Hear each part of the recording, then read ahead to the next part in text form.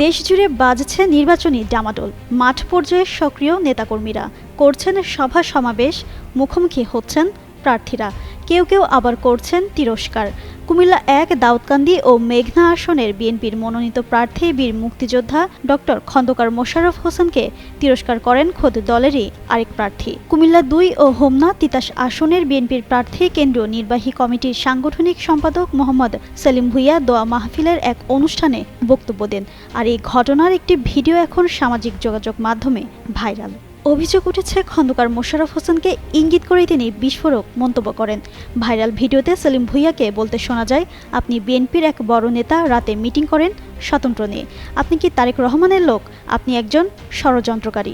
সুতরাং ষড়যন্ত্রকারী যত বড়ই নেতা হন না কেন, আপনার রাজনীতি এখন শেষের দিকে। এও বলেন, হোমনার মাটিতে এখন আপনা থেকে বড় বড় নেতা গজিয়েছে। বিএনপি যাকে বিশ্বাস করে না, বড় নেতা হওয়ার সুযোগ তাদের নেই। সব ব্যাখ্যা দেওয়া যাবে না জনসভায়। এ সময় খন্দকার মোশাররফের দিকে চ্যালেঞ্জ ছুড়ে দেন তিনি। আপনি বিএনপির অনেক বড় নেতা, কিন্তু রাত্রে মিটিং করেন স্বতন্ত্র লইয়া, তাহলে কি আপনি তারেক রহমান সাহেবের লোক? আপনি একজন ষড়যন্ত্রকারী। সুতরাং ষড়যন্ত্রকারী যত বড় নেতাই হন না কেন, আপনার রাজনীতি এখন শেষের দিকে। আপনার যে অনেক বড় বড় নেতা এখন গজায় গেছে। বিএনপি যাকে বিশ্বাস করে না, বড় নেতা হওয়ার সুযোগ তাদের আর নাই।